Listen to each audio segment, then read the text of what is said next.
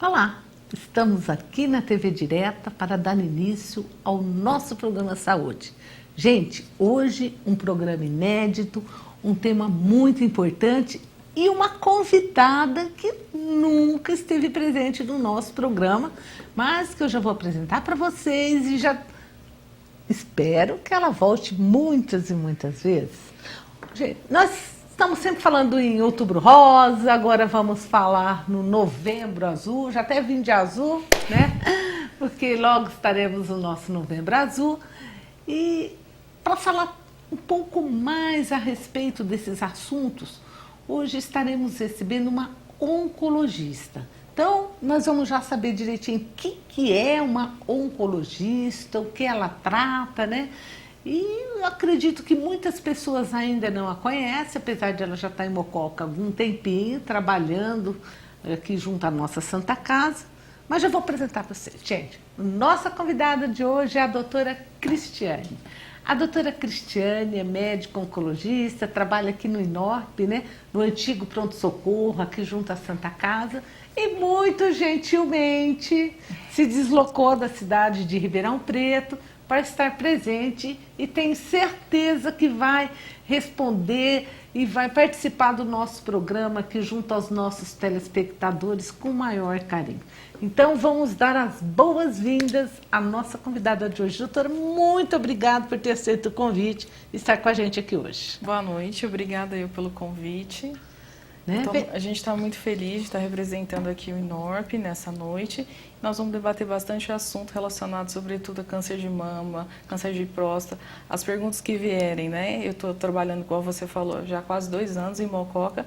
Nós estamos fazendo um trabalho junto à Santa Casa, né? E a população recebeu toda a equipe muito bem, abraçou toda a equipe muito bem. A gente tem um carinho especial por Mococa. Então, ó, muitas pessoas falam, mas quem que é essa doutora? Então, essa é a doutora Cristiane. E o que ela cuida? Doutora, explica para os nossos telespectadores o que significa ser um médico oncologista. É um médico que ninguém quer ir, não é? É verdade. A gente, o oncologista é aquele médico que fez a residência de clínica médica e especializou depois de 3 anos a mais em cancerologia. Então, é o médico que cuida de câncer, que faz tratamento de câncer. Eu sou oncologista clínico, portanto, eu não opero, né? Eu faço o tratamento da parte clínica. Então, toco hormonioterapia, quimioterapia e tudo mais. Né? Então, o oncologista, na verdade, é o cancerologista. Esses termos são sinônimos. Então, depende da região. Você vai ver falar em oncologia ou cancerologia. Todo mundo tem medo de falar essa palavra, não tem? Tem medo. Na verdade, é um tabu ainda, né? Os nossos avós, né? Até os nossos pais. É aquela doença. Não gosto de falar aquela doença. E ela tem vários sinônimos também. Câncer, tumor, né? No dia a dia, a gente tem percebido que essas campanhas, Outubro Rosa, Novembro Azul, as pessoas têm ficado mais à vontade para tocar nesse assunto.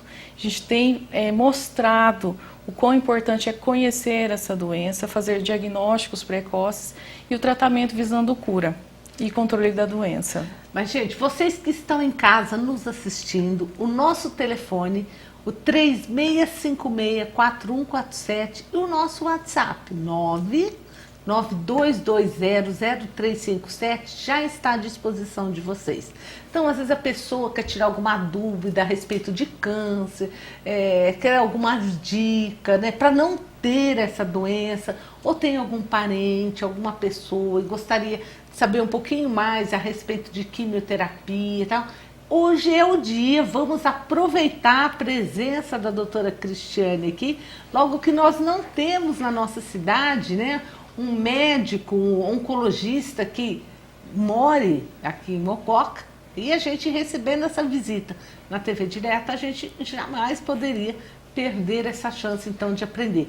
Quem quiser ligar, não quiser deixar assim o telefone, não tem problema. O importante é ligar, participar e aprender um pouquinho mais a respeito, né, dessa doença, né, de câncer. É esse o assunto do nosso programa de hoje. Doutora, qual é o tipo de câncer mais comum que você mais vê no seu dia a dia? Bom, em termos de estatística, a gente tem os tumores de pele, não melanomas, né, relacionados à exposição solar, que muitas das vezes o próprio cirurgião plástico e o dermatologista tratam, porque são doenças geralmente localizadas. O que chega mais para a gente comumente é o tumor de próstata, é o tumor de mama, de intestino e de pulmão, sobretudo esses 4 subtipos. Né? E muitas vezes esses tumores podem levar à cura. Sim, diagnosticado precocemente, todos eles têm possibilidade de cura. O oncologista ele não trabalha sozinho, né?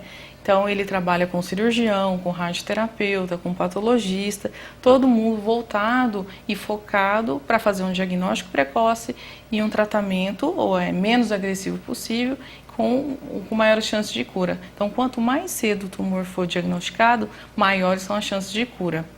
E muitas pessoas, às vezes, estão em casa nos assistindo e devem estar se perguntando assim, tem algum alimento, alguma coisa assim, que a gente pode fazer para não vir a ter o câncer, doutora? Hábito diário saudável, vamos lá. Alimentação saudável, dieta equilibrada. Não existe dieta restritiva que seja saudável. Então, por exemplo, a gente tem ouvido muito falar, foi uma ótima pergunta, dieta cetogênicas, cortando carboidrato para prevenir câncer. Porque fala que o açúcar alimenta o câncer. Isso é mito. Nós precisamos de açúcar para pensar, para andar, para dar conta de fazer as atividades físicas. A gente precisa o quê? Diminuir a ingestão de álcool, que está relacionado ao surgimento de vários tipos de câncer, gorduras, sobretudo as saturadas, né, as gorduras animais, e excesso de proteína de carne vermelha. Quer dizer que eu não posso comer bife todo dia, carne vermelha? Não, é isso. É que tem gente que come acima de 400 gramas de carne por dia. Então, isso faz mal. Isso está relacionado a aumento de incidência, por exemplo, de câncer de pâncreas e de intestino. Então, a gente precisa de uma dieta equilibrada. Outro hábito saudável caminhada, exercício físico, não precisa ser exercício intenso. A própria caminhada diária, acima de 40 minutos por dia, além de proteger coração, evitar a formação de placas, eventos cardíacos, também protege da parte de oncologia. Então, a gente sabe que, por exemplo, o tumor de mama, 30% dele está relacionado única e exclusivamente a hábitos saudáveis. Então, se você tem hábitos saudáveis, você consegue prevenir o câncer de mama, certo? Então, diminuição de ingestão de álcool, dieta equilibrada, atividade física, são fatores que protegem, que evitam, que previnem a incidência de tumores. Então, mas dizer assim, que o homem que come bastante tomate é bom, que evita câncer de próstata. Isso é verdade? É verdade. O tomate ele tem várias proteínas e antioxidante. Tem alguns estudos que mostraram uma relação benéfica do consumo de tomate. Assim, todo dia sai um estudo relacionando ingesta, por exemplo, de vitamina D com prevenção de recidiva de câncer de intestino. Verdade. Câncer de mama, reposição adequada de vitamina D naquelas pacientes que já trataram câncer de mama, também protege e evitam a recidiva do câncer de mama. Então, a alimentação é mais do que remédio, né? É prevenção. Então, uma dieta equilibrada, reposição de vitaminas, faz parte do tratamento oncológico. Gente, vocês que estão em casa, pode ir ligando para a gente, deixando sua pergunta, ou você que está aí conectado na internet, né? O nosso WhatsApp também está aparecendo ali na telinha para vocês. Vamos participar, porque é o que a gente sempre fala, são vocês aí de casa que fazem o nosso programa Saúde. Então, o tomate é verdadeiro mesmo. É verdadeiro, tem fator positivo. Eu vou falar um pouquinho da clínica, né? Eu trabalho no INORP já há quase 2 anos. O Dr. Aurélio Julião, que é fundador do INORP, ele já atendia vários pacientes de Mococa e região, então decidiu abrir uma filial aqui para centralizar o atendimento, para proporcionar o atendimento mais próximo dos pacientes. E a gente teve esse sucesso na implantação da clínica aqui, né? Como eu já disse, a população abraçou, nos recebeu muito bem, né? Alguns pacientes já faziam tratamento em Ribeirão, agora tem a possibilidade de fazer aqui, não precisa de deslocar. E o INORP, ele faz parte hoje em dia do grupo Oncoclínicas, que é o maior grupo, uma rede, né, de clínicas de oncologia no Brasil todo. E o que a gente tem forte no nosso grupo é discussões, também fazem entrevista ao vivo no Facebook para difundir, por exemplo, o Outubro Rosa, o Novembro Azul, para difundir as informações sobre prevenção, diagnóstico precoce e tratamento do câncer, dependente da região. Então, eu quero parabenizar você pela essa iniciativa de buscar falar desse assunto que é tão difícil para muitas pessoas, né? Muitas pessoas preferem velar, não falar sobre esse assunto. Inclusive, a gente tem várias pacientes que escondem da família o diagnóstico, né? Tem uma ou outra paciente que já chega com diagnóstico muito avançado, tumores grandes, não passíveis de cirurgia no início, justamente porque tem medo de falar. Tem medo de contar para a família. Então, quanto mais a gente fala, mais a gente torna esse assunto popular, de acesso à informação, mais a gente vai conseguir tratar e curar os pacientes. E eu acho, assim, que nós não podemos deixar de agradecer ao INORP, porque só quem tem essa doença e precisa se deslocar tão longe, sabe, para fazer um tratamento de quimioterapia, sim, muitas vezes uma radioterapia, a pessoa fica mais debilitada de saber que tem isso em Mococa, né? E a gente tem que realmente usar isso. Quantas cidades, né, gostariam de ter o serviço de quimioterapia? E Mococa hoje tem um serviço de referência, um serviço que a gente sabe assim, são excelentes profissionais que trabalham. Estava conversando aqui com a doutora Cristiane, trabalha no Hospital das Clínicas, né? Ela orienta os residentes lá da USP de Ribeirão Preto. O doutor Julião é uma pessoa muito bem conceituada, assim, não vou até falar, não só no Brasil, né? Mundialmente, ele é uma pessoa conhecida. Então, assim, Mococa tem um serviço desse, o poder oferecer um serviço de quimioterapia para a população, isso é muito bom.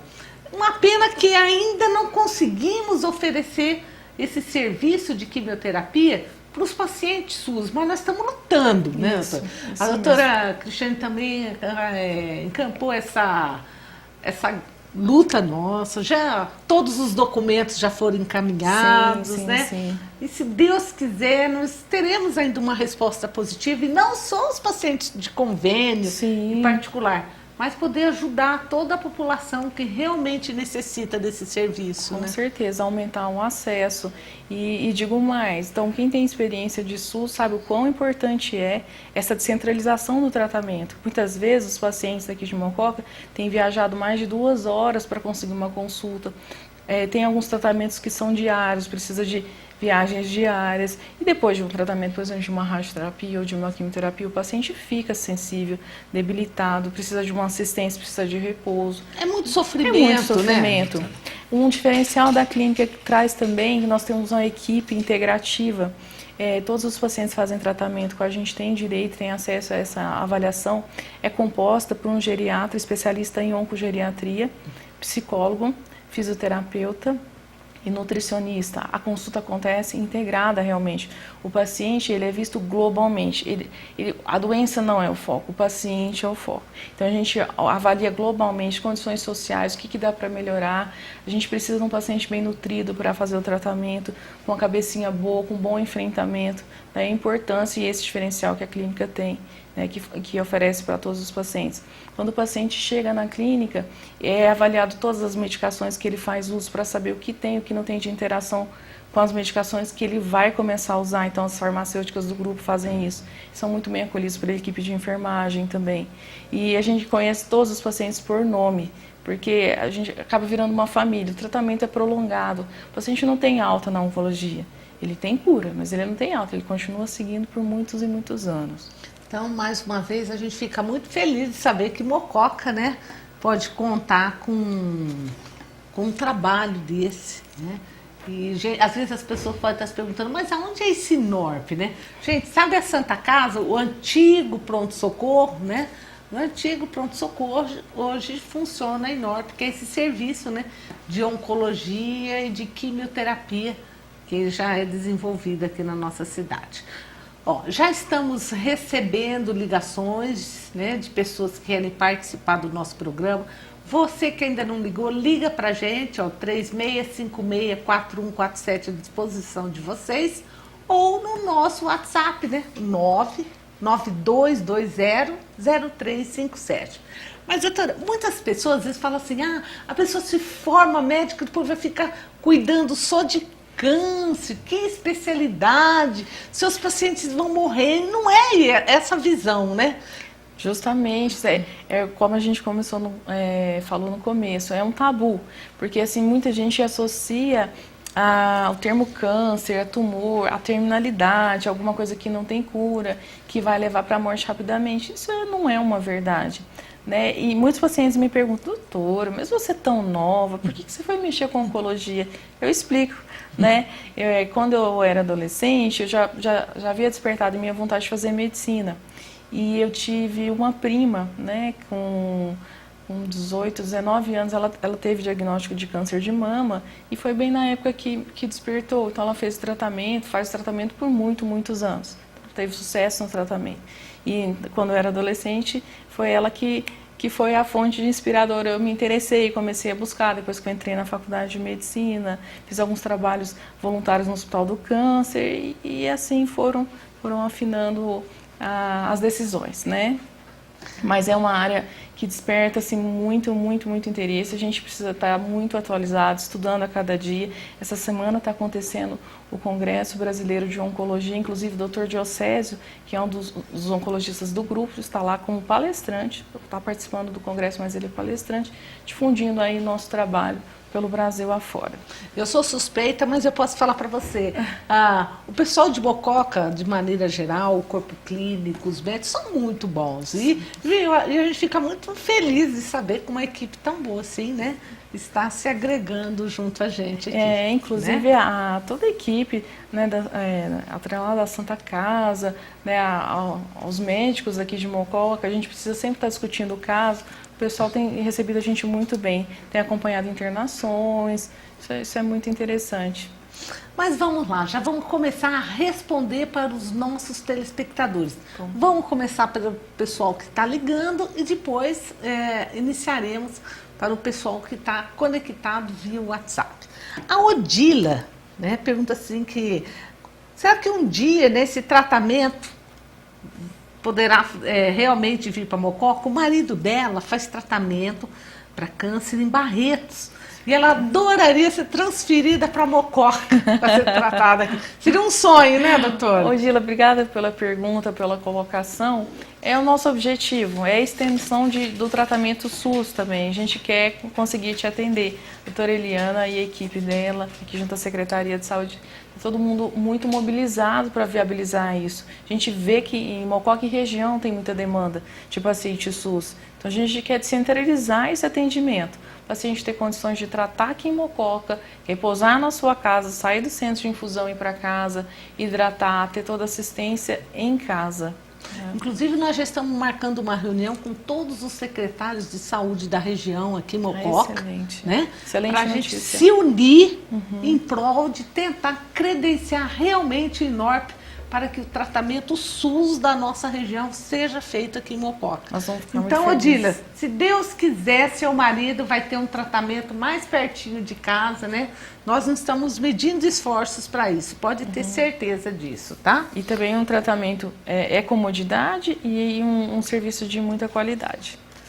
Ó, o Chico Enfermeiro também ligou. O Chico Enfermeiro é nosso telespectador assíduo. Vai mandar um abraço pro Chico. Essa semana eu consultei o Chico, segunda-feira de manhã. Ei, Chico, espero que você esteja passando bem, hein? Ele quer mandar um grande abraço para a doutora, né? Dizendo que o programa está muito bom hoje, que gosto muito da doutora Eliana como médica e a gente gosta demais de você, né? Como pessoa, como telespectador, viu, Chico? Um abraço, Chico. Chico, conheci até seu filho, ou melhor, já conhecia seu filho, só não sabia que era um filho dele. Mas vamos lá. A Dorinha, aqui da São Domingos, ela gostaria de perguntar assim, doutora, pela Santa Casa, pelo convênio da Santa Casa, já pode fazer esse tratamento que estão fazendo aí no programa e por outros convênios também? Sim, Dorinha. Dorinha, obrigada pela pergunta, um abraço para você. Sim, nós atendemos o convênio de Santa Casa e vários outros convênios, né? Existem alguns pacientes que ainda são particulares porque não tem convênio, né, por opção, e nós estamos em negociações com outros convênios que aqui da região, mas assim, o atendimento focado no convênio da Santa Casa. Nós temos bastante paciente já e com tratamento em andamento. Então, Santa Casa, sim, nós atendemos. E se Deus quiser, um dia vai atender o SUS aqui, né, doutora? Sim, nós queremos o atendimento global, assistência global para os nossos pacientes. Uma pessoa anônima que ligou aqui pra gente, ela pergunta assim, doutora Cristiane, Mococa também tem condições de fazer tratamento de radioterapia? Sim. Vinculado com a oncologia, a radioterapia é um serviço à parte, né? Em alguns centros, a gente consegue até montar no mesmo prédio, mas existem algumas especificações, algumas normas da Anvisa que precisa de a parede especial, porque usa alguns produtos, né, que precisam ser bloqueados para outras pacientes não captarem, por exemplo, o pessoal que trabalha na recepção, a equipe médica. Então, esse espaço da radioterapia pode ser junto com a oncologia, né, pode ser perto, mas depende realmente da estrutura. E se aqui tem estrutura para receber, da mesma forma que recebeu uma oncologia, e se Deus quiser vai ter oncologia SUS, também tem condição de montar radioterapia, Por sim. enquanto é só a quimioterapia, né, Por enquanto só a quimioterapia. Nós temos algumas cidades, dependendo do convênio, que é a referência, né? Então, alguns pacientes tratam aqui próximo ou em Ribeirão Preto. Mas vamos lá, ó. A Fofa também ligou pra gente. Você já conhece a Fofa? Não conheço a Fofa. Mas você precisa conhecer, Vamos viu? lá, A Fofa é a fotógrafa oficial aqui da nossa cidade, que viu? ótimo, prazer. Então, ela parabeniza a doutora Eliana pelo outubro maravilhoso, outubro rosa, que foi proporcionado, né? E mandando um grande abraço para a doutora Cristiane e para o doutor Julião, gostaríamos de mandar um abraço. A equipe dele é maravilhosa e o programa de hoje está muito bonito. Muito obrigada, Fofa. Passa lá pra gente se conhecer. Olha, ó, convidou, ela vai, viu? Porque eu conheço a Fofa, viu? Então vamos lá. Às quartas-feiras a gente tem o atendimento de hematologia com a doutora Sara e às quintas-feiras, portanto amanhã, a gente tem os atendimentos de oncologia que são feitos por mim. A gente fica aí o dia todo. Vou esperar você para tomar um café. Pode. Ó, tenho certeza que amanhã a Fofa tá lá.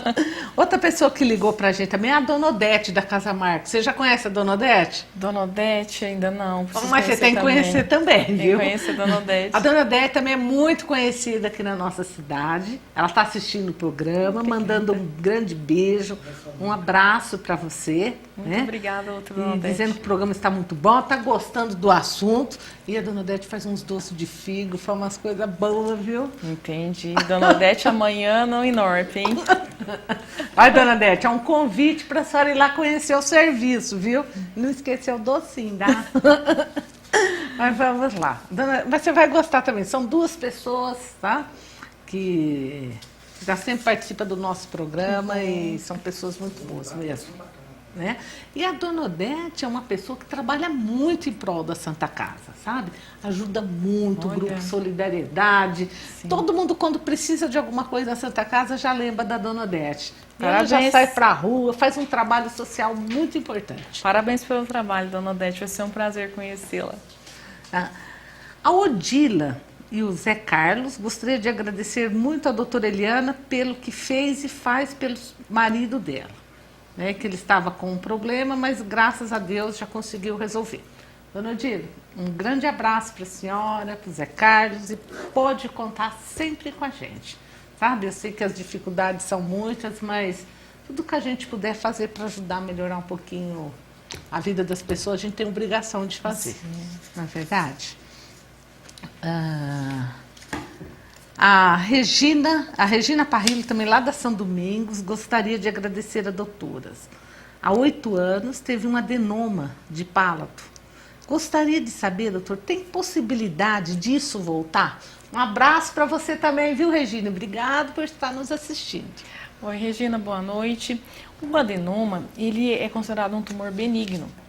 E sendo um tumor benigno, o tratamento cirúrgico é mais a chance maior de cura e de controle, sobretudo após 5 anos. Então, se depois de 5 anos não teve recidiva, não voltou a lesão, né?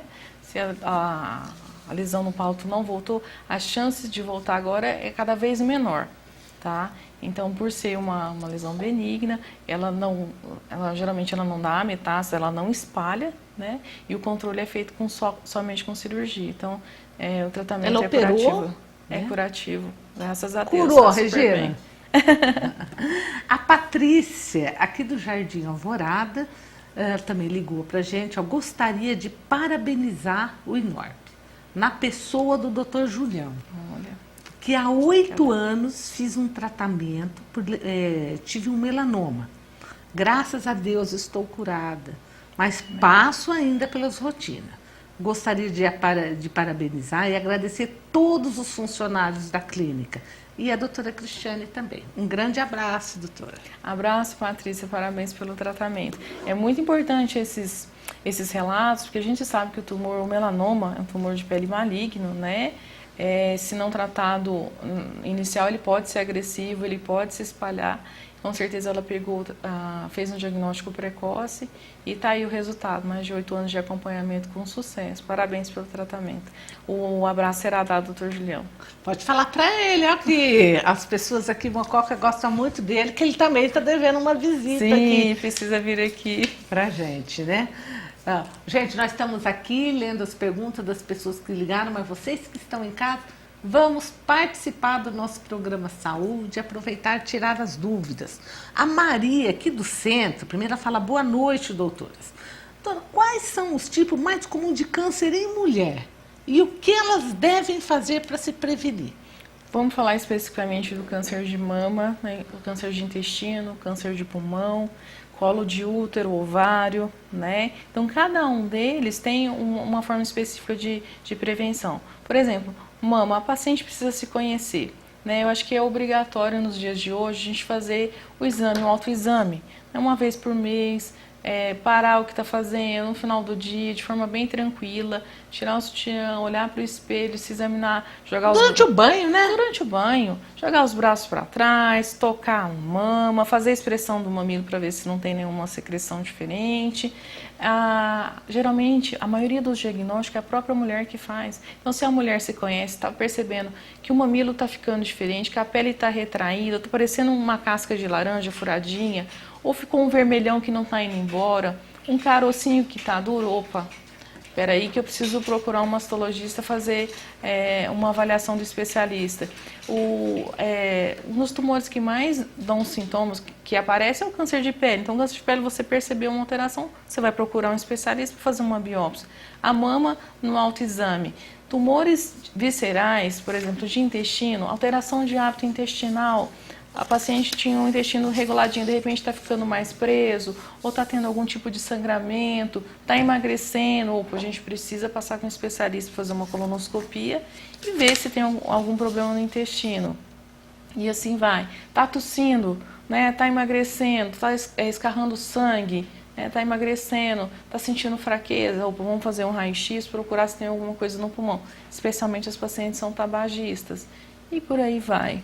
Mas sabe que a gente fala assim muito em câncer de mama. Então, as mulheres fazem a mamografia. Câncer de colo uterino, as mulheres têm que fazer o Papa Nicolau. Mas as mulheres também têm que fazer a colonoscopia, né, doutora? A gente poderia falar um pouquinho a respeito disso. Também tem que ser levado mais a sério esse exame como prevenção, né? Justamente. Você está indicado fazer, se você não tem casos na família de câncer de intestino, a rotina é acima dos 50 anos, 50, 55 anos para começar a fazer. Não precisa fazer todo ano, se o primeiro exame vier negativo, você pode espaçar, o proctologista vai te acompanhar. Se por acaso tiver algumas lesões, mesmo que benignas no começo, o acompanhamento vai ser um pouquinho mais de perto, talvez repetir em 2, 3 anos. E é um dos tumores que são preveníveis, porque aqueles pólipos que a gente chama que é percebido na colonoscopia é como se fosse uma verruguinha dentro do intestino. Essas verruguinhas, elas podem se malignizar. Então, se você faz uma colonoscopia de prevenção, você está prevenindo o surgimento de câncer. Olha a importância desse exame.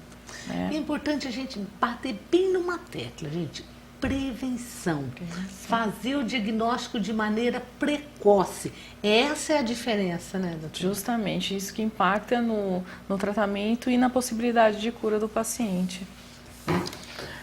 O João da Mocoquinha, eu gosto quando ligam os homens, que eu falo que os homens ligam menos, né? Então, João, muito obrigado você aí da Mocoquinha por estar participando do nosso programa Saúde. Ele pergunta assim, doutora, câncer é tudo igual? É assim, é um problema genético? Isso é hereditário? Parabéns à doutora Eliana, vejo sempre seu programa e tiro sempre minhas dúvidas. Ó, fico muito feliz, viu, João? Continue nosso telespectador. Todos os cânceres são assim, doutor? Não, não são hereditários, não são. Cerca de 10 a 15% no geral tem associação genética ou familiar, ou seja, tem casos na família, o paciente tem uma síndrome genética, uma alteração lá no DNA que proporciona o surgimento de 1, 2 ou 3 tumores diferentes. Mas a maior parte dos tumores estão associados a hábitos de vida, como alimentação, atividade física, consumo de álcool, de gordura e fatores ambientais, exposição solar. Então, são fatores preveníveis. E, além disso, alguns tumores estão associados a infecções, por exemplo, o HPV no câncer de colo de útero. Então, se a paciente tem HPV e ela faz o controle anual, ela consegue prevenir o câncer de colo de útero, né? Então, não são todos hereditários, muitos deles, a maioria deles está associado a tabagismo, câncer de pulmão, câncer de esôfago, câncer gástrico, o álcool, câncer de mama, de intestino, de pâncreas, de estômago também. Então, assim, são fatores que a gente consegue evitar, controlar e prevenir. Então, respondendo a pergunta do João, nem todos os tumores são genéticos, ou seja, se alguém da família tem, eu vou ter. Depende, porque pode ser que ele tenha tido e foi um paciente que fumou demais, que bebeu demais, então ele estava mais exposto realmente a ter aquele tipo de tumor. Doutora, mas assim, numa família, assim, tem vários tipos de câncer, sim, né? A maioria, todos morrem de câncer. Tem que ter um cuidado mais especial, tem que ter um cuidado mais que especial. Na nossa equipe, nós também temos o geneticista, o Dr. Jair, e é justamente o trabalho do geneticista. Quando a gente chega um paciente para a gente, uma das perguntas primeiras que o médico faz, tem casos na família? Justamente por isso, para você fazer um screening, ou seja, para você rastrear quais são aqueles casos e fazer uma orientação para os descendentes. Então, por exemplo, chega para mim uma paciente com câncer de mama. A irmã, ou seja, primeiro grau teve. A mãe, o avô materno, a avó paterna, ou seja, tem vários casos. Eu preciso colher umas informações, colher um material, avaliar o DNA dessa paciente, para saber se ela tem uma outra mutação que vai aumentar a incidência, por exemplo, das filhas e das netas. Então, esse também é um trabalho preventivo, né? E quem geralmente pede esse tipo de exame é o médico geneticista. A Ieda, lá do Souza Eventos. O Souza Eventos é outro lugar também que você tem que conhecer aqui em Mococa, viu? Vou fazer uma lista. Se você for fazer uma festa, viu?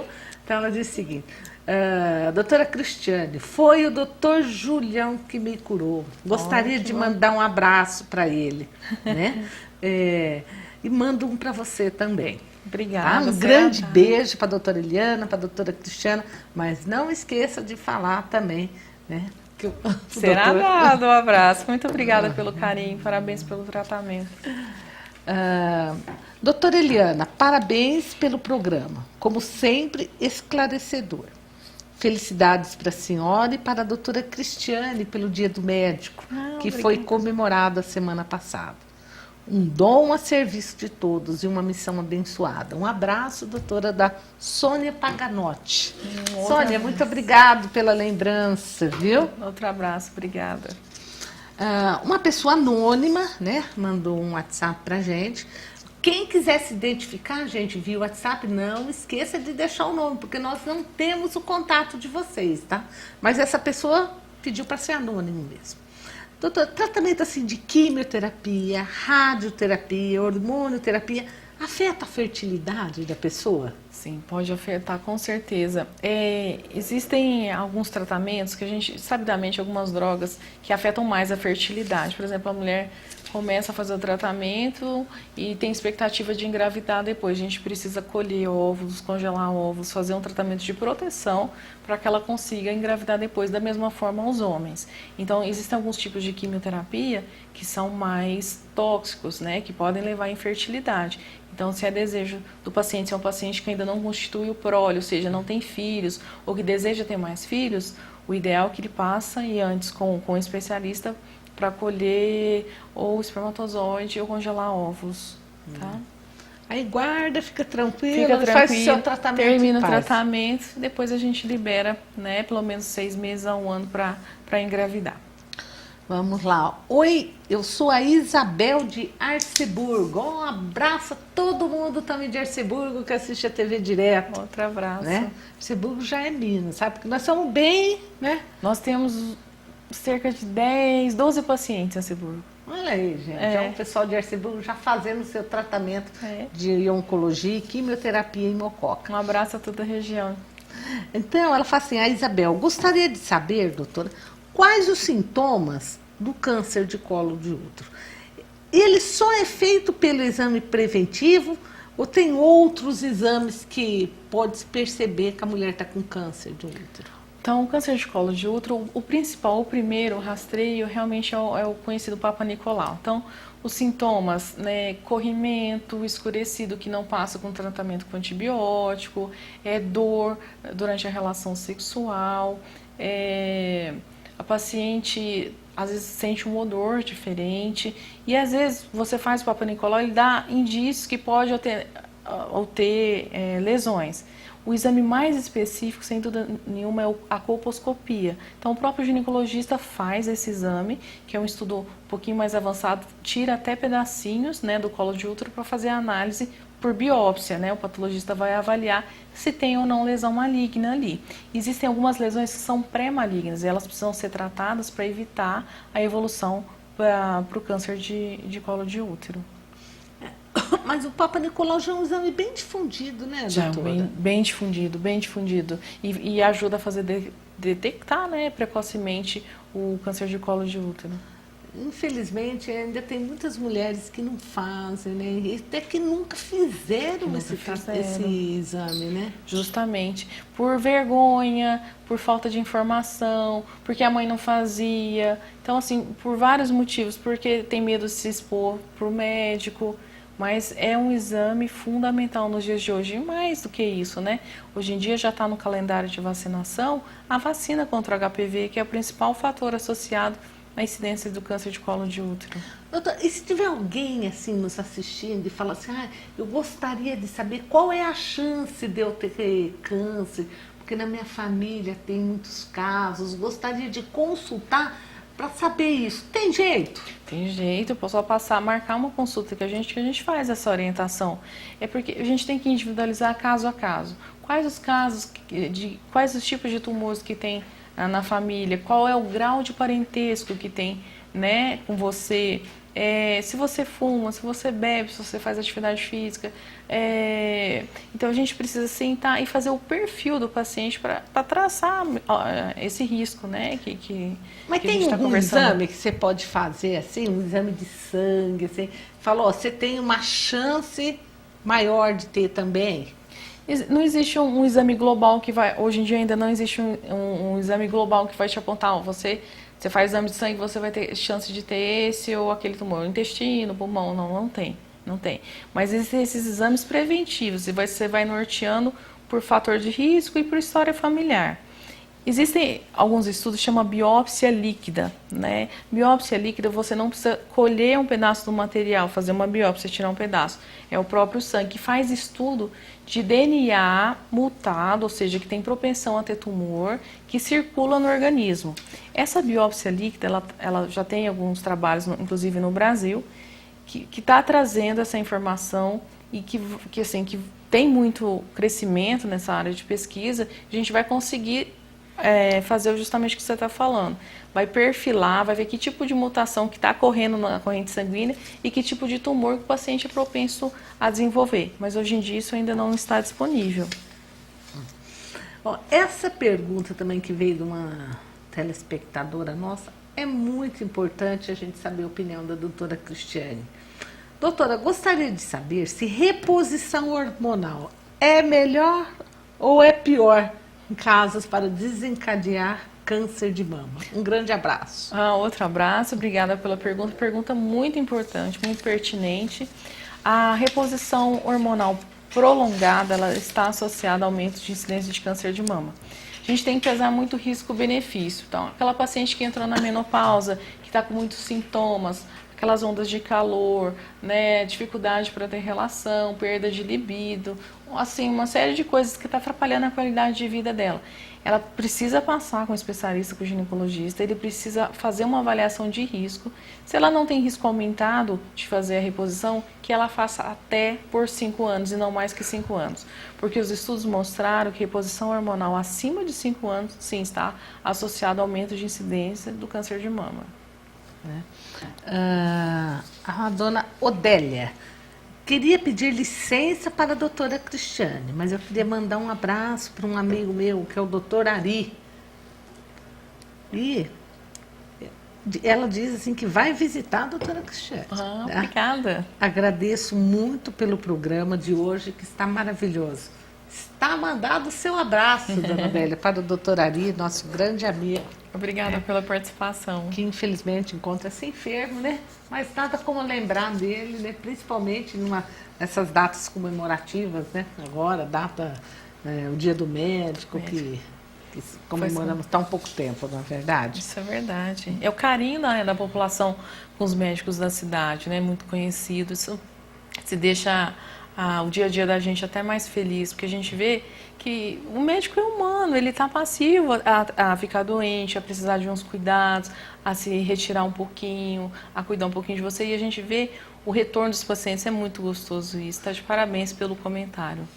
E o oncologista é um médico que ele tem um contato maior ainda com a família, com o paciente, porque é um paciente que fica lá muito tempo com ele, né, doutora? Muito tempo, e os retornos, por exemplo, quando está em tratamento, os retornos são praticamente mensais. Tem pacientes que fazem retorno a cada 21 dias, você acaba entrando na história do paciente, você precisa saber o que o paciente está passando para você poder dar um suporte, não só de dor, de controle de náusea e vômito, de diarreia. Você precisa ajudar seu paciente a viver bem em casa, a ter vontade de tratar, a ajudar a lutar contra essa doença, né? Outra pessoa anônima, né? Gostaria de saber se quem faz tratamento para fora pela Unimed pode conseguir o transporte público de graça, tratamento de rádio. Então, o negócio é o seguinte, a gente tenta, à medida do possível, tratar o paciente na integridade, né?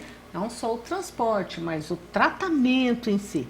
E muitos pacientes que não fazem o tratamento pelo SUS, eles podem usar o transporte público, sim, junto com os outros pacientes, né? Então, existe o transporte que vai para Ribeirão, o paciente pode ir junto no transporte para Ribeirão. Ele pode ir junto com os outros pacientes no transporte para São Paulo. Excelente. Né? Então, a gente, na integridade, a gente tenta tratar, né, dentro do SUS, mas você pode fazer parte do nosso transporte coletivo junto ao SUS, sem problema nenhum. Também. Tá bom? Boa noite, doutor. Meu nome é Simone. Gostaria de saber se infecção de urina repetitiva no homem pode levar ao câncer de próstata ou outro tipo de câncer. Obrigado. Na verdade, obrigada pela pergunta, na verdade, a infecção recorrente pode ser um sintoma que o paciente já está com câncer, não que a infecção levou ao câncer, pode ser o contrário. Devido às alterações, por exemplo, no câncer de próstata, a próstata pode estar inflamada, pode estar inchada. Então, a próstata, ela comprime o canalzinho que sai a urina, que é a uretra. E aí isso proporciona uma retenção urinária maior. Então, a bexiga não consegue esvaziar tudo e não consegue limpar, porque a gente faz urina para limpar o organismo. Então, se você está retendo aquela urina na bexiga porque a próstata está aumentada, então você tem mais chance de ter infecção. Então, daí, na verdade, é invertido. O paciente tem o câncer de próstata, está comprimindo o canalzinho de saída, retém urina, isso aí vai proporcionar infecções urinárias de repetição. Muitos dos pacientes em tratamento de câncer de próstata, inclusive, usa sonda vesical de demora, né? Então, fica lá com a sondinha, justamente porque não consegue esvaziar totalmente a bexiga. O importante é a gente saber que, principalmente, as infecções de urina de repetição têm que ser investigadas. Investigadas, né? Pode ser um sinal até que alguma coisa está errada, né? Porque às vezes a pessoa fala, já tive essa infecção, vai lá e toma o mesmo antibiótico. Sobrou da caixa anterior. Vai lá e pega. Isso daqui é bom também. Não pode. A infecção de urina, de maneira repetitiva, sempre deve procurar um especialista para saber por que está dando tanta infecção desse jeito, né? Nem sempre está associado ao câncer, né? Só para deixar assim bem claro. Então, por exemplo, a mulher teve partos normais, tem bexiga caída, né? Às vezes a próstata está só crescida, ela não tem tumor, tem alguma alteração na formação da uretra. Então, tem que ser investigado porque a infecção de urina repetiva, ela vai selecionando bactérias mais resistentes e aí cada vez mais fica mais difícil de tratamento. Alguns pacientes nem conseguem tratar em casa, precisa de internação, porque só com antibiótico na veia que passa essa infecção. Então, fica aí a dica. Boa noite às doutoras. Sou a Meire Massu, da Vila Carvalho. Um abraço, Meire. Um abraço. Fumo há 30 anos, doutor. Já tive 7 pneumonias. Essa tá brincando. Fumo 2 maços de cigarro por dia. Às vezes tem um pouco de dor no pulmão. E às vezes, já percebi, né, que sai um pouco de sangue quando ela tosse. Já tive pessoas na família que morreram de câncer de pulmão. Eu tenho 48 anos. Dá um conselho para a Meire, doutora. Meire, você precisa passar lá no consultório, a gente precisa te convencer a parar de fumar. É assim, o fumante, não porque está tossindo com sangue que tem câncer, não é isso. Mas ele precisa ficar um pouco mais atento, existem vários meios de tentar pelo menos diminuir o consumo de cigarro. A via aérea fica muito, quer dizer, por onde passa o ar até chegar ao pulmão, ela fica machucada, essa que é a verdade, toda vez que você fuma. Então, fica sensível e às vezes expõe vasos sanguíneos. Então, você tosse para tirar aquele pigarro, aquele catarro, você lesiona algum vasinho e sai junto com o catarro, né? Existem várias doenças associadas que podem proporcionar tosse com sangue. Tuberculose é muito conhecida, pneumonia é muito conhecida. Você, por ter tido 7, né, pneumonias que ela falou, provavelmente existem várias cicatrizes no seu pulmão que, de vez em quando você tosse, rompe um vasinho e aí exterioriza na forma de sangue. Importante ter vontade de parar de fumar, procurar um pneumologista especialista para tentar te ajudar, né? Isso é muito importante, que você consegue frear, né, todas essas cicatrizes que você tem no pulmão e consegue buscar uma vida mais saudável.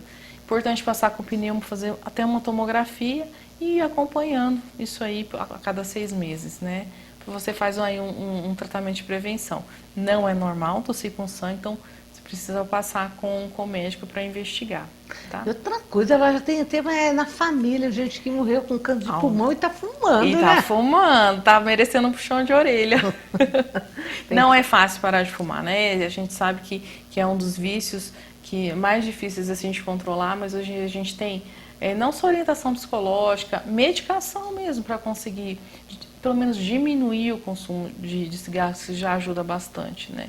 E todo dia a gente vê, até a campanha, a venda do cigarro mudou, precisa informar atrás o quanto de doença que traz o cigarro, não é só câncer, AVC, infarto, tromboses, né? Então, eu acho que a gente pode conversar, passa lá no INOR, porque a gente te orienta direitinho. Mas não pode ficar desse jeito, né? Não pode. Pode ficar brincando. E todo tempo, toda hora é hora, nunca é tarde para mudar de ideia, de cessar o tabagismo, de parar de fumar e buscar uma saúde melhor. Você acha que essas propagandas assim, que faz no maço de cigarro, assim, ajuda? Eu acho que, assim, vou falar de experiência da minha família, que tem alguns fumantes bem próximos, eles fazem piada às vezes, não, eu tiro essa parte aqui, eu nem olho, deixa disso, isso não é verdade, isso aqui não vai me fazer parar de fumar. Talvez para as pessoas que não fumem, sensibiliza um pouquinho mais, eu acho que chama mais a atenção de quem não fuma, né? Aquelas Talvez fotos, uma né? prevenção, assim, né? São muito chocantes, né? Inclusive tem fotos de pacientes oncológicos, né? Que eu já vi, pacientes que tiveram infarto, né? Do coração, um AVC. Mas eu acho que para quem já está fumando, não, acho que não tem tanto impacto. Tem mais impacto para o paciente Porque forma de de primeiro prevenção. era chique fumar, Era né? chique. O homem chegava, a mulher chegava. E hoje não, hoje a gente vê uma pessoa que fuma, a pessoa já é até um pouco... Ela é até separada dos outros, Dos ambientes, né? Existem ambientes para fumantes e não fumantes, graças a Deus. Você consegue escolher isso, quarto de hotel, fumante e não fumante, né? Então o pessoal tem respeitado um pouquinho mais, por quê?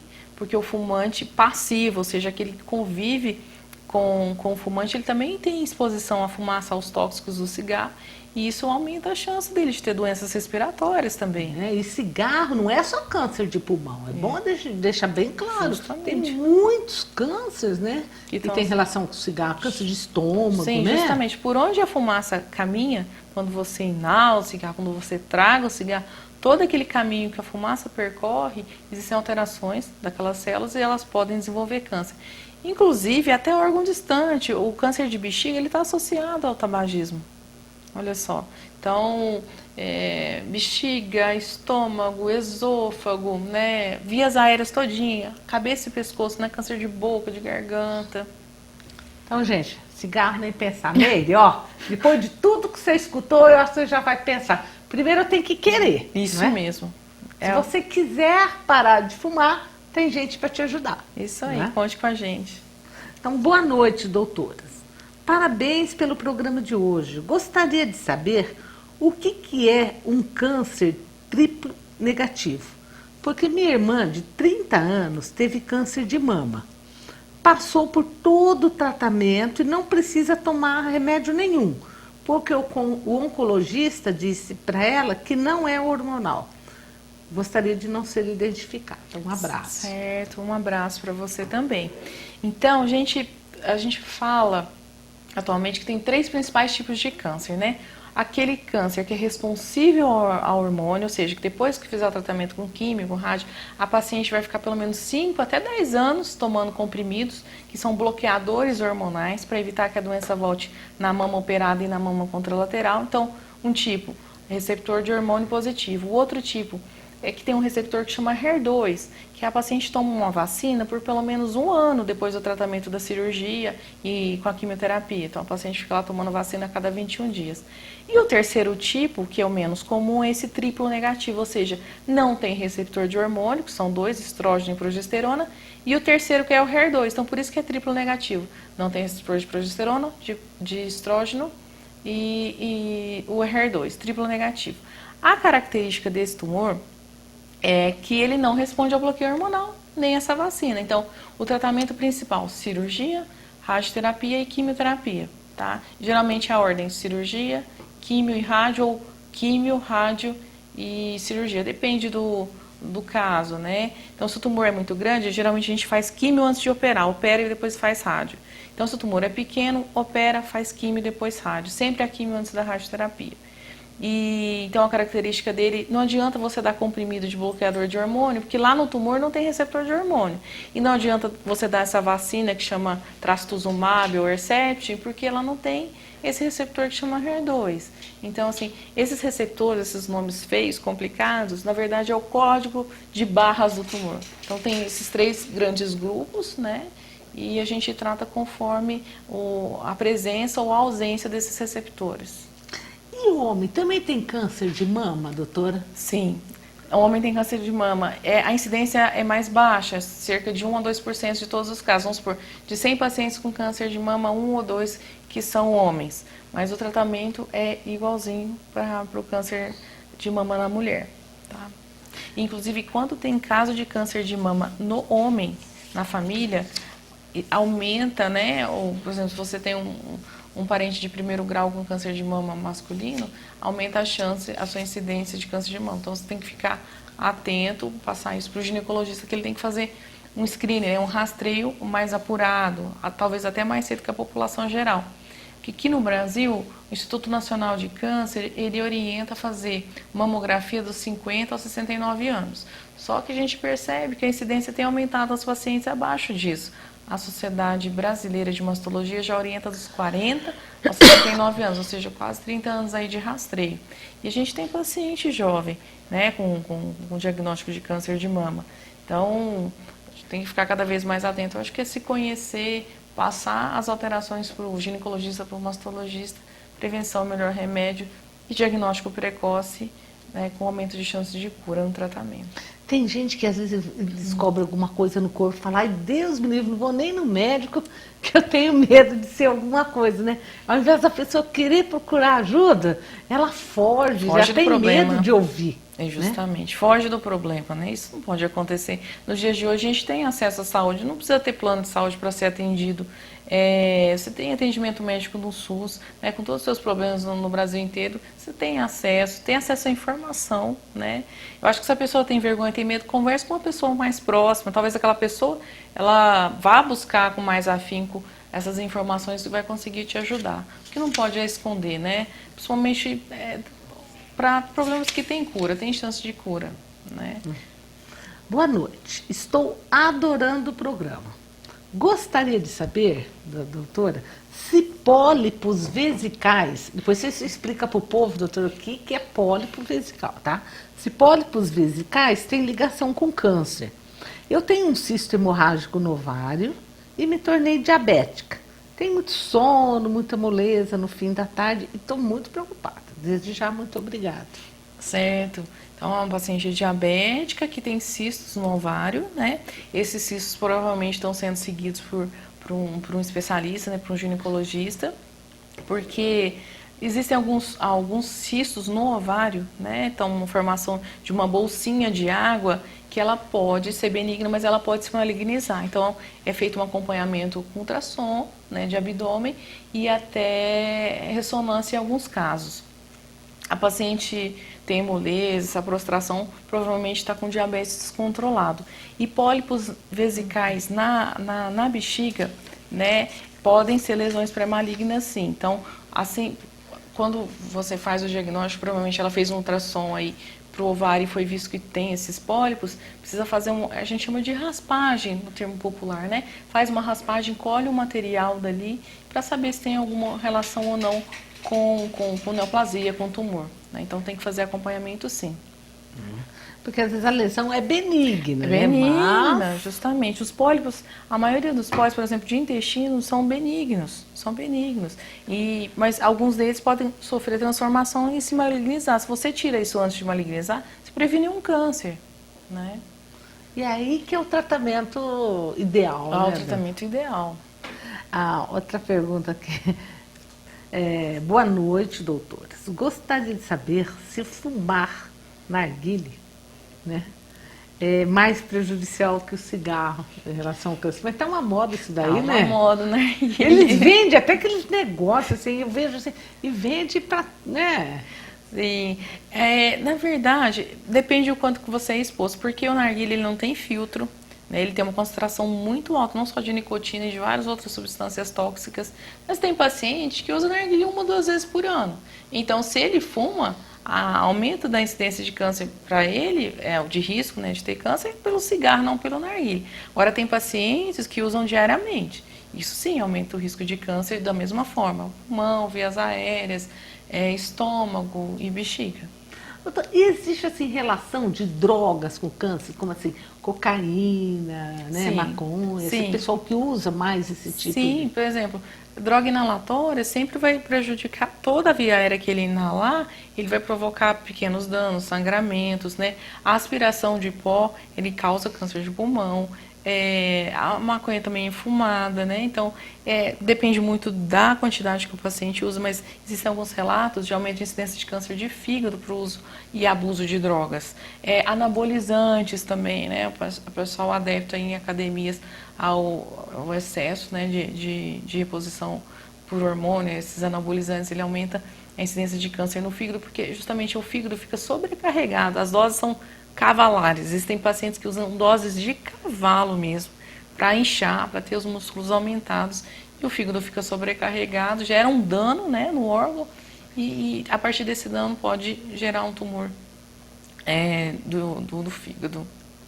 E são cânceres bem difíceis de tratar. tratados, né? Muito difíceis. Esses cânceres assim, do aparelho digestivo, sim, né? Sim, são agressivos. O paciente fica amarelo, o paciente emagrece, para de comer porque não tem fome. Às vezes entope a vesícula, né? Então o paciente fica amarelinho que não consegue drenar a bile da vesícula.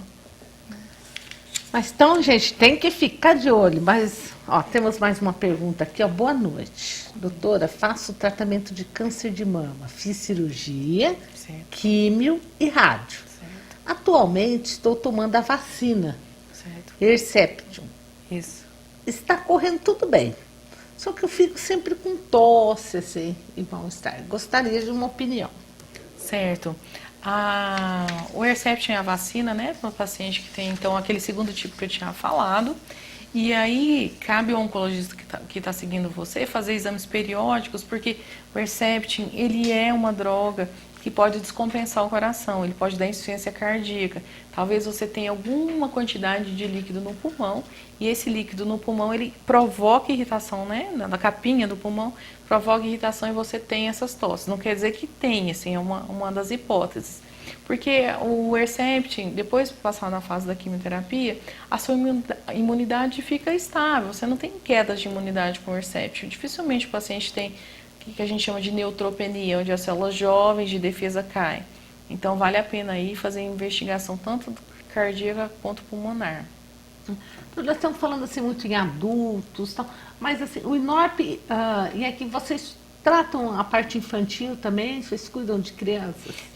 A gente ainda não tem especialista da área infantil no INORP. Então todos nós trabalhamos com adultos, tá? Mas isso é até uma coisa que está sendo levantada para agregar, né, um profissional da área pediátrica, né? Mas aí a gente ainda não dispõe de médico, né, de oncologista pediátrico. Tem que ser aquele especialista que fez pediatria, né, assim como eu fiz clínica geral e oncologia em adulto. O oncologista pediátrico ele tem que ter feito oncologia, ele tem que ter especialidade em pediatria, depois oncologia pediátrica. A gente ainda não tem, infelizmente, a gente ainda não tem no corpo clínico um profissional focado na área de crianças. Certo. Mas eu acho assim que a alegria que deve dar para o oncologista, né, quando ele pega um paciente que muitas vezes está desacreditado, achando Sim. que ele não tem muitas chances de vida, e você começa o tratamento, a químio, a rádio, e ver esse paciente retornando à vida, é algo muito gratificante. É muito gratificante, muito gratificante. O paciente, ele te entrega a sua saúde, né? Para você tomar. Eu acho que é o bem mais precioso da vida de uma pessoa. Então, chega lá o paciente, a filha, o filho, a esposa, enfim. E aí ele te entrega para você cuidar e para você melhorar aquilo para ele. E aí a hora que a gente consegue ver ele voltando à rotina, voltando a trabalhar, voltando a viajar, fazer as coisas que ele gosta, a gente não tem preço. É muito importante isso, restabelecer a qualidade de vida do paciente, a tranquilidade. O paciente volta a dormir melhor, faz as programações para a vida. E também tem aquela parte que, por exemplo, o paciente já chega sem perspectiva de cura, mas a gente controla a dor, a gente consegue fazer o paciente voltar a comer o que gosta, conviver com as pessoas, melhorar a parte intestina, melhorar a parte pulmonar. Então, esse é o trabalho do oncologista. Nós trabalhamos nas duas pontas. E a gente tem um carinho muito grande, porque como a gente vê os pacientes, igual eu te falei, tem paciente que passa praticamente toda semana, 2 vezes por mês, a gente acaba entrando, né, no dia a dia do paciente e da família do paciente.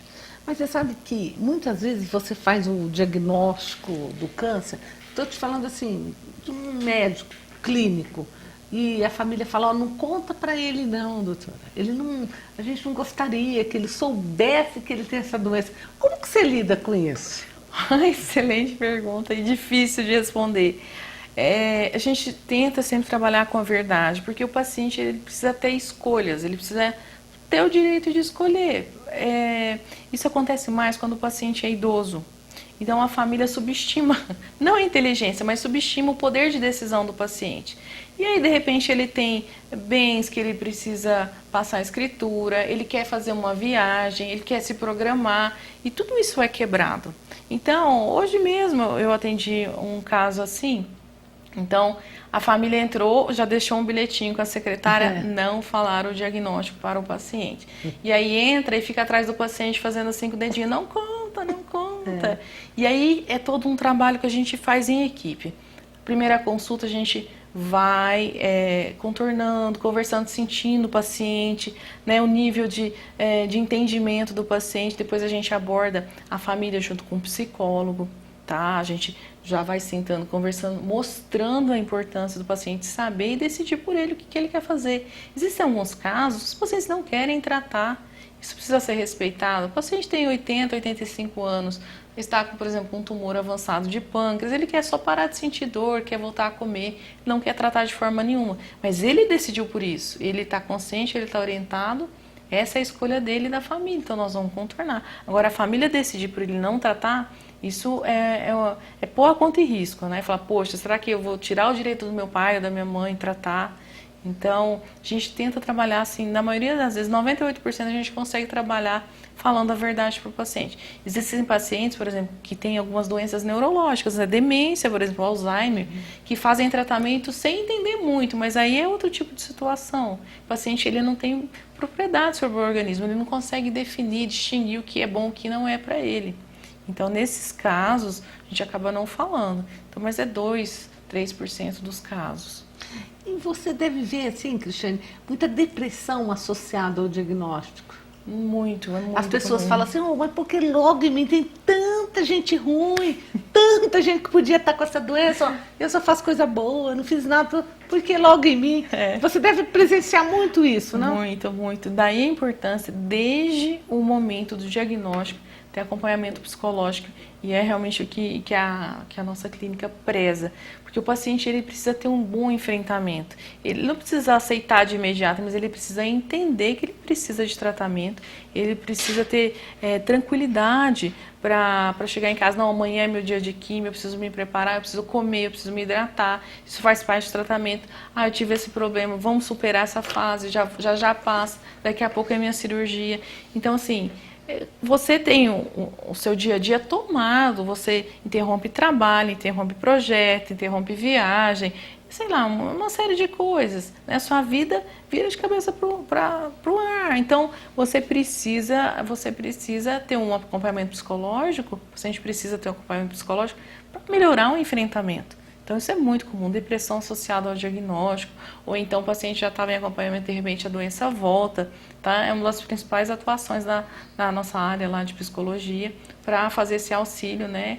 Mais esse suporte que a gente dá para o paciente. Muitos pacientes precisam, inclusive, de tratamento farmacológico, ou seja, tomar remédio para poder enfrentar melhor, né? Mas eu também não poderia deixar de fazer essa pergunta para você. Na sua opinião, né, com a experiência que você tem já na sua área,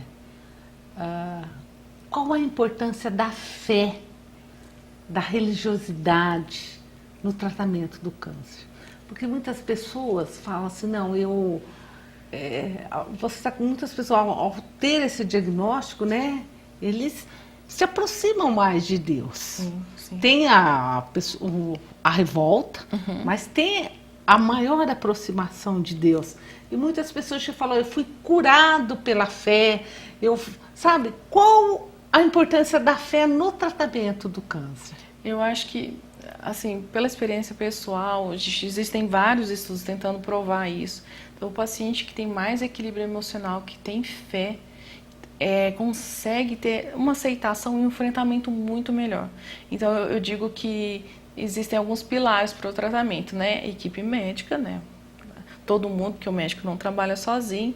O paciente com a cabeça boa, com o enfrentamento bom, com a fé, que tudo vai dar certo, com o pensamento positivo, e a família que dá o suporte.